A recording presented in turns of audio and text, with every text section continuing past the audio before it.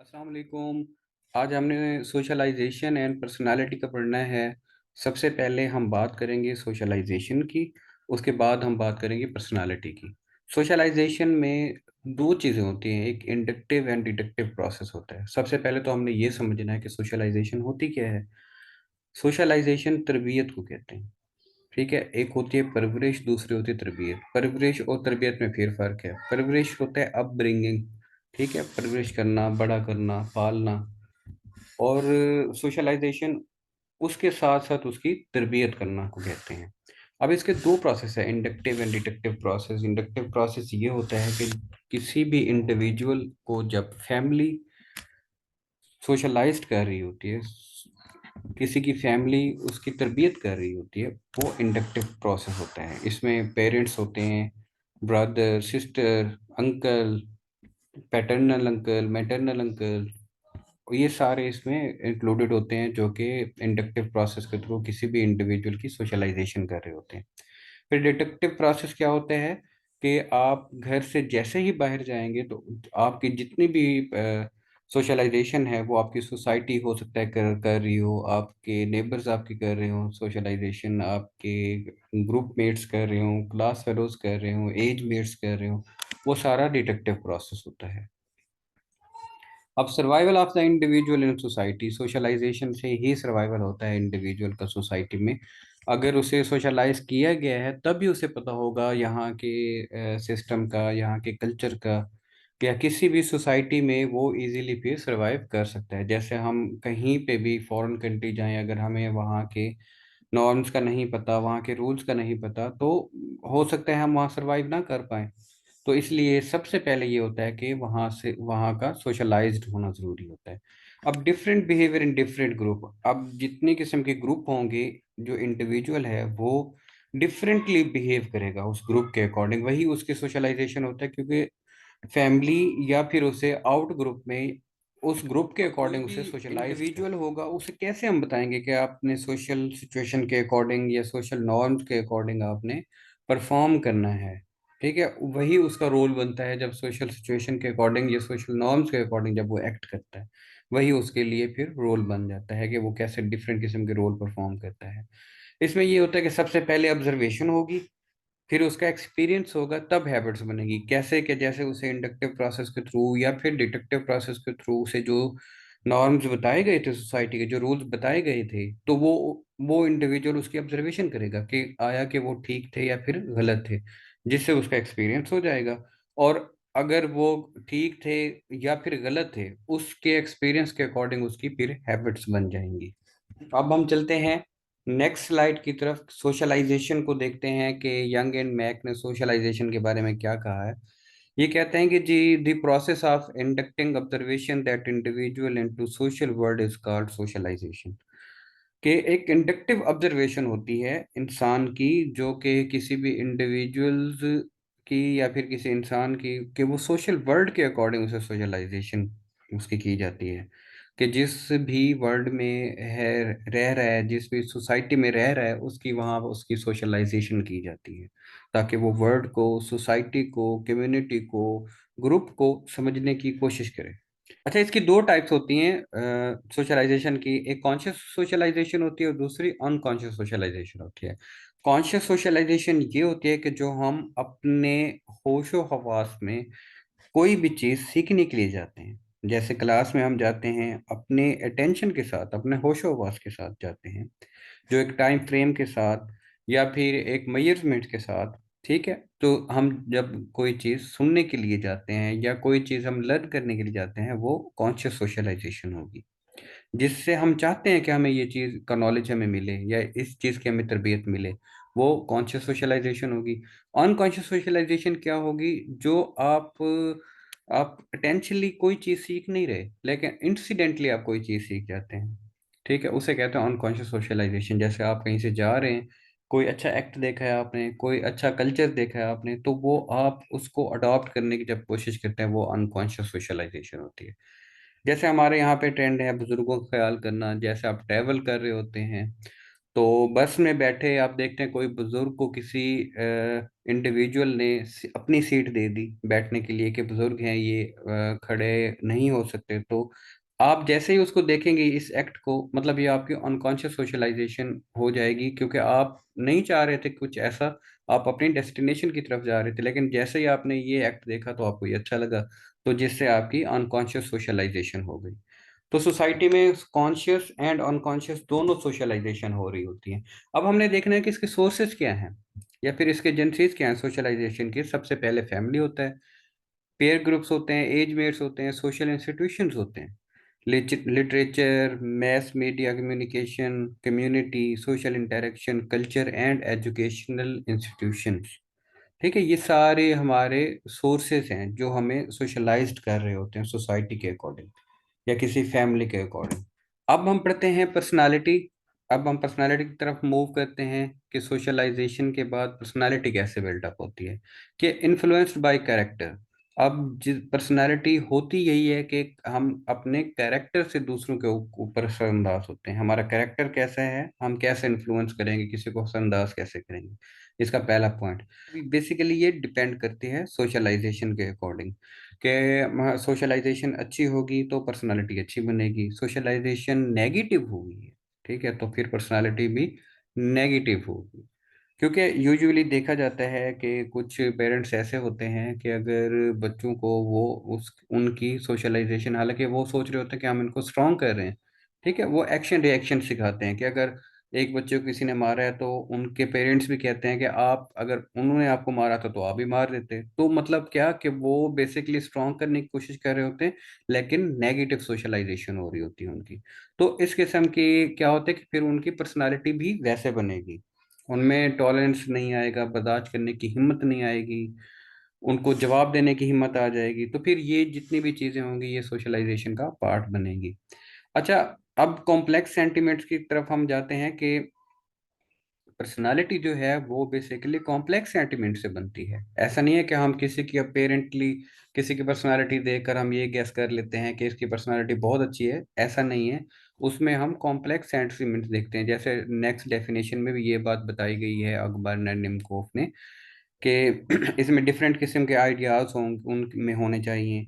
ठीक है, एटीट्यूड अच्छा होना चाहिए, पर्सनालिटी जिसकी हम पॉजिटिव की बात कर रहे हैं उसके जो है हैबिट्स अच्छी होनी चाहिए, उस वो स्किलफुल होना चाहिए, मेंटल एंड इमोशनल बिहेवियर अच्छा होना चाहिए उसका। ठीक है, ये अगमैन एंड निम्कोफ कहते हैं कि personality is the integration of psychological behaviour in the individual, including sentiments, attitudes, ideas, habits, skills, mental and emotional behaviour. अब हम इसकी फाउंडेशंस पढ़ते हैं या फिर फैक्टर्स देखते हैं कि क्या क्या हो सकते हैं। सबसे पहले तो हम बायोलॉजिकल फैक्टर्स देखते हैं इसमें। बायोलॉजिकल फैक्टर्स में क्या चीज़ आ सकती है, body structure, body organs, nervous system and heredity and personality आ सकती है इसमें। बॉडी स्ट्रक्चर कैसा होगा कि एक इंसान का बॉडी स्ट्रक्चर देखा जाए तो उसके दो बाजू, दो पाँव, ठीक है, मतलब इस किस्म का एक स्ट्रक्चर होती है जिसमें उसमें डिफरेंट किस्म की डिवाइसेस होती हैं। ठीक है, वो स्मेल करने के लिए एक डिवाइस है जिसे हम नोज कहते हैं, टेस्ट करने के लिए डिवाइस है जिसे हम टंग कहते हैं, ठीक है, सुनने के लिए एक डिवाइस है जिसे हम एयर कहते हैं। तो डिफरेंट किस्म की वो डिवाइसेस होंगी, उनका ठीक होना जरूरी है।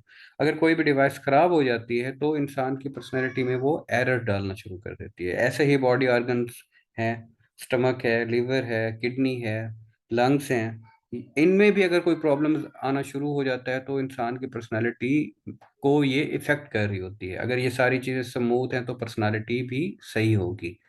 ठीक है, अगर बॉडी पेन हो जाता है किसी पार्ट में तो आप देखें कि इंसान जो है वो एक नॉर्मली एक्ट नहीं कर रहा होता। ठीक है, तो उसकी पर्सनालिटी में जरूर इफेक्ट हो रहा होता है। अब नर्वस सिस्टम क्या है कि हमारा जो नर्वस सिस्टम होता है कि हमारा मैसेज पहुंचाना, हम रिस्पॉन्ड कैसे करते हैं। ठीक है, हमें कोई यहाँ पे अगर कोई इशू हो जाता है तो हमारा नर्वस सिस्टम एक्टिव होगा तभी हम उसको उसके मुताबिक रिएक्ट कर सकते हैं। ठीक है, ये इंसान का नर्वस सिस्टम से ही इंसान की पर्सनालिटी चल रही होती है कि हमें जो है वो सेंसेस दी जाती हैं। ठीक है, हमें कोई गर्म चीज़ टच हो रही है तो हम फौरन से अपना हाथ पीछे कर लेते हैं, तो ये हमारा नर्वस सिस्टम वर्क करता है। नर्वस सिस्टम भी एक इंडिविजुअल का ठीक होगा तभी उसकी पर्सनैलिटी स्मूथ होगी। अब यहाँ हेरिडिटी हम बायोलॉजिकल देखेंगे कि इंसान की हेरिडिटी क्या है, कि उनके पेरेंट्स, उनके फोर फादर का इंटेलेक्चुअल लेवल जो है वो ज़्यादा था, तो ऑब्वियसली किसी इंडिविजुअल का भी, क्योंकि ट्रांसफर होगा, जीन्स ट्रांसफर होंगे तो उनका भी इंटेलेक्चुअल लेवल ज़्यादा होगा। ठीक है, किसी के फोर फादर्स का या फिर इंसेस्ट्री सिस्टम में उनका इंटेलेक्चुअल लेवल कम है तो ऑब्वियसली उन इंडिविजुअल का भी कम होगा। तो ये बायोलॉजिकल हम फाउंडेशन में देखेंगे ये वाली चीजें। अब एक फाउंडेशन हमने बायोलॉजिकल पढ़ा है, अब इन्वायरमेंटल फाउंडेशन में दो चीजें आएंगी, एक नेचुरल इन्वायरमेंट होगा, दूसरा कल्चरल इन्वायरमेंट होगा। अब नेचुरल इन्वायरमेंट में क्या है, फिजिकल एंड बायोलॉजिकल।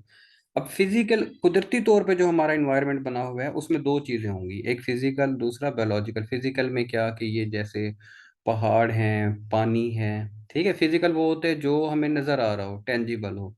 ठीक है, तो पहाड़ होंगे और सूरज होगा, तपिश फील करेंगे हम, हैं, जो इस किस्म की चीजें होंगी वो फिजिकल में आएंगी।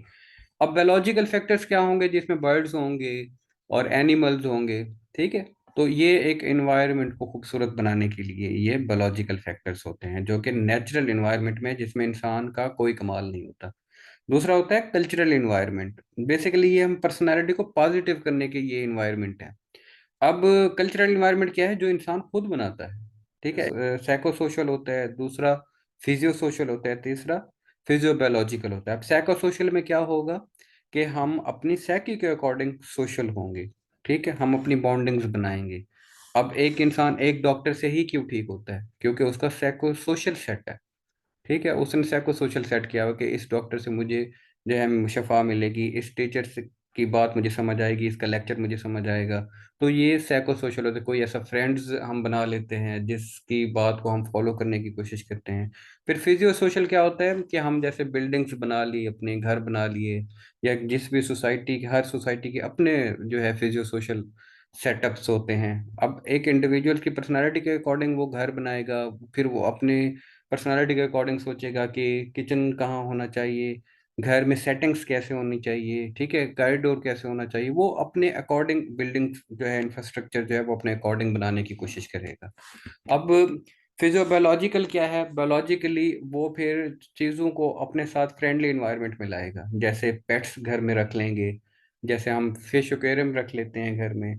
ठीक है, उसके साथ पौधे जो हैं वो घर में हम रख लेते हैं, गमले रख लेते हैं। ठीक है, हम अपने घर में डिफरेंट डिफरेंट लोकेशंस के अकॉर्डिंग बेल्स लगा लेते हैं। तो ये हमारा फ्रेंडली इन्वायरमेंट और हमारी पर्सनालिटी को पॉजिटिव करने के एक वे है, जो हम एक इन्वायरमेंटल फाउंडेशन में इंसान की अपनी फ्लॉ के लिए चीजें बनाई जाती हैं। अब टाइप्स ऑफ पर्सनालिटी हम देखते हैं तो दो किस्म की पर्सनालिटी हम यहाँ डिस्कस करेंगे, एक इंट्रोवर्ट पर्सनालिटी, दूसरा एक्सट्रोवर्ट पर्सनालिटी। अब इंट्रोवर्ट पर्सनालिटी क्या होता है, जिसमें इंसान जो है वो एक विजनरी होता है, उसका विजन बहुत ब्राइट होता है, लेकिन वो किसी के साथ ज्यादा इजी फील नहीं करता, घुल घुल मिल नहीं जाता। ठीक है, इंट्रोवर्ट होता है, वो चीज़ों को परसीव करता है। ठीक है, चीज़ों को ऑब्जर्वेशन करता है, लेकिन वो इजीली टॉकटेटिव नहीं होता, इजीली चीज़ों को एक्सप्रेस नहीं करता। ठीक है, वो इंट्रोवर्ट पर्सनालिटी के लोग होते हैं। वो जो एक्सट्रोवर्ट होते हैं, टॉकटेटिव किस्म के लोग होते हैं, और अपनी पर्सनालिटी को वाजे करने की कोशिश करते हैं, इनके पास भी नॉलेज होता है, लेकिन ये अपनी जो इमोशंस होते हैं, अपनी फीलिंग्स होती हैं, ये जल्दी एक्सप्रेस कर देते हैं, जल्दी बता देते हैं। जबकि इंट्रोवर्ट वाले जल्दी अपना राज किसी को नहीं देते, अपनी शेयरिंग किसी के साथ नहीं करते। एक्सट्रोवर्ट वाले अपनी शेयरिंग, अपने राज, ये सारी चीजें कर लेते हैं। अच्छा, तो अब पर्सनालिटी की जो लास्ट और जरूरी चीज है वो सेल्फ है।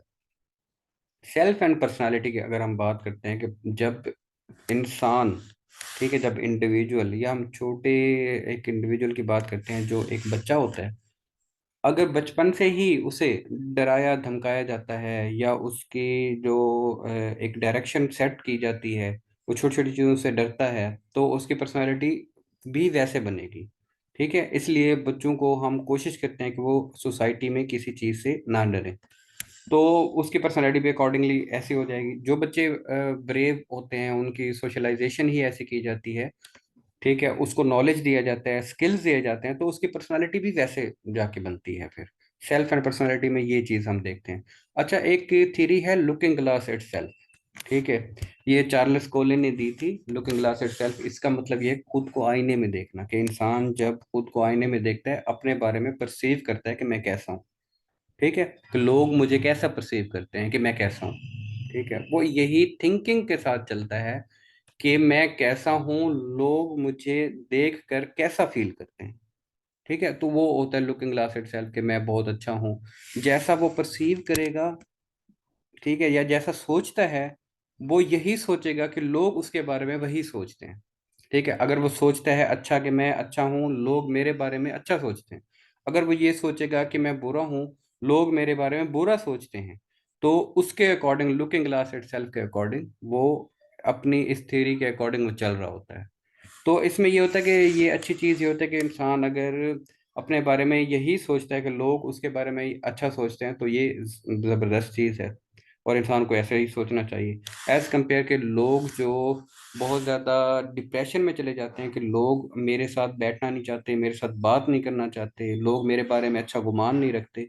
ऐसा इंसान खुद सोच लेता है, हालांकि दूसरे उसके बारे में अगर नहीं भी सोच रहे होते। चले जी, ये टॉपिक आज का एंड हो गया है।